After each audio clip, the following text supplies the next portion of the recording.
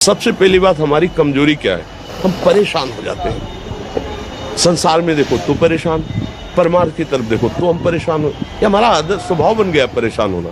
थोड़ा सा धैर्यवान बनो, गंभीर बनो। कोई भारी से भारी विपत्ति में परेशानी स्वीकार करके विपत्ति से थोड़ी निकला जाता। सुलझो, ठीक है, विपत्ति आई, समस्या आई, इसका समाधान होगा। ऐसा थोड़ी कि हमें नष्ट कर देगी।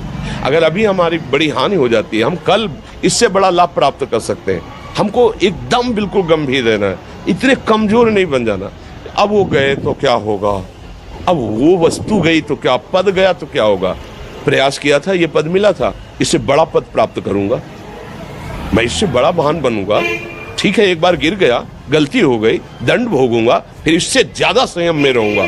बिल्कुल मतलब एकदम फ्रेश दिमाग रखना चाहिए। पर अपने लोग क्या है, जरा सी बात में एकदम पछड़ा कर लेते हैं, एकदम कमजोर हो जाते हैं।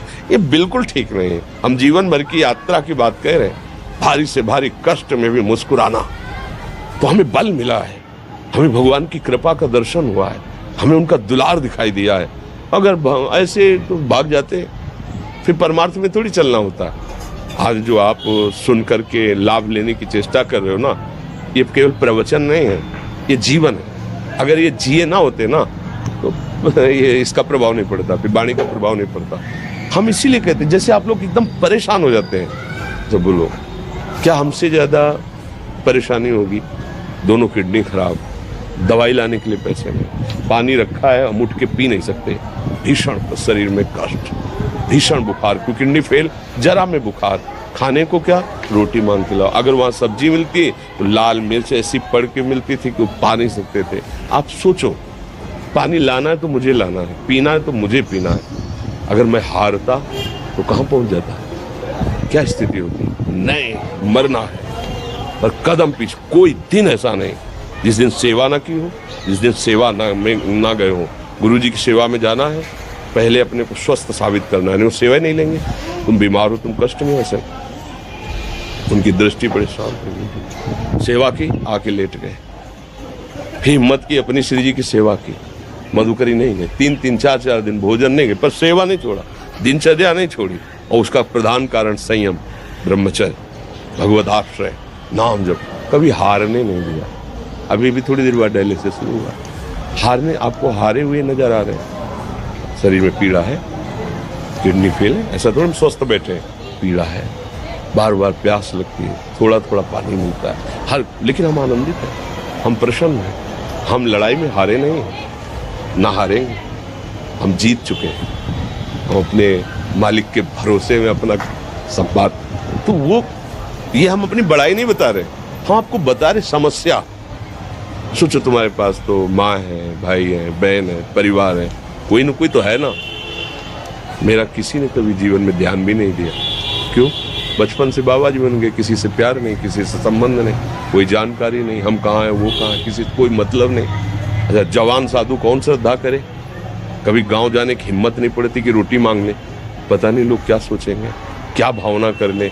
हम दरवाजे पे खड़े हैं, क्या कैसी भाव, जो हमारे सामने आकाश वृत्ति से आया यौवन अवस्था में वही पाया, अन्यथा भूखे रह गए। जब हम हर समय अपने को विवेक के द्वारा सावधान रखे तो हम कभी निराश नहीं हुए, कभी उदास नहीं हुए, कभी ऐसा नहीं लगा कि यार हम दुखी, कभी नहीं लगा। उसी का फल है कि उस सुख का संकेत मिल गया जहाँ दुख की निशानी भी नहीं है, वही उसी के बच्चे हो। हम सब उसी धातु से बने हुए हैं।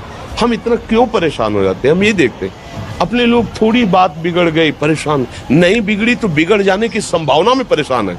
आज सुख है लेकिन कल सुख छिन जाएगा, तो हम आज के सुख में सुखी ना होकर कल के दुख की आने की संभावना में हम भयभीत हो। मतलब क्या हमारी सोच रह गई?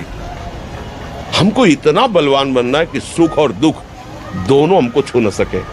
भारी से भारी सुख की व्यवस्था है तो अहंकार नहीं, हर्षित होकर किसी का अपमान न करे कि हम धनी, हम पदाधिकारी, अमुक। भारी से भारी दुख आया तो हमें किसी के सहयोग की जरूरत नहीं, हम फिर अपने कदम बढ़ाएंगे, हम फिर जुड़ी हुई अपनी भावनाओं को सजाएंगे। मस्त जीवन एकदम। तुम अविनाशी के बच्चे हो। शेर का बच्चा भेड़ों के बीच में फंसकर म्यों म्यों बोल रहा है, बस अगर दहाड़ना सीख जाए तो कोई भी उसे परास्त नहीं कर सकता। ऐसे भगवद अंश तू प्रपंच में फंसकर अपने को इतना दीन क्यों देख रहा है? तू ऐसा है कि भगवान के दिव्यास्त्र में भी ताकत नहीं तेरे को मार सके। तू अविनाशी का अविनाशी बच्चा है, विनाशी भोगों को, विनाशी शरीर को मैं मान के इतना भयभीत, इतना दुख ठीक नहीं। ये सब के लिए, केवल एक के लिए आप समझो। आप लोग सोचते हैं हम गृहस्थ होकर भला ऐसी स्थिति कैसे? जनक जी सुखदेव जी के गुरु हैं और राजा हैं, महल है, रानियां हैं, नौकर है, चाकर।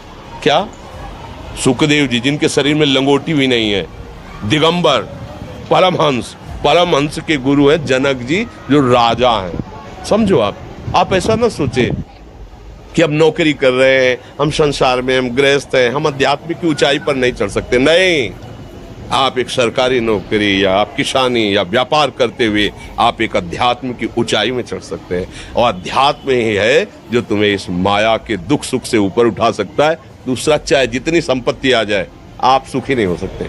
सब देख लो, आंख खोल के देख लो, अध्यात्म ही है जो तुम्हें हर कष्ट सहकर मुस्कुराकर जीने का रास्ता बता देगा कि आप आनंदित हो जाओगे। कुछ नहीं बिगड़ा, अध्यात्म है तो कुछ नहीं बिगड़ा, अध्यात्म नहीं है तो कुछ नहीं बना, कुछ हाथ नहीं लगने वाला। मित्रों, आशा करता हूँ कि यह धार्मिक शिक्षाप्रद कथा आप लोगों को अवश्य पसंद आई होगी। अगर आप लोगों को यह कथा पसंद आई हो तो इस कथा को लाइक करें और अधिक से अधिक लोगों को शेयर भी करें, जिससे कि वे भी इस शिक्षाप्रद उत्तम कथा को सुनकर अपने जीवन को सुखी एवं सामर्थ्य बना सकें। मित्रों, अगर अभी तक आप लोगों ने हमारे चैनल को सब्सक्राइब नहीं किया है तो तुरंत सब्सक्राइब कर लें, जिससे कि नोटिफिकेशन के माध्यम से आप लोगों को हमारे नए नए वीडियोस, शिक्षाप्रद कथाएं तुरंत प्राप्त हो सके और आप उसको सुन करके अपने जीवन को सुखी बना सकें। तो कल फिर किसी नए धार्मिक कथा को लेकर के आप लोगों के समक्ष फिर से प्रस्तुत होंगे। तब तक के लिए राम राम।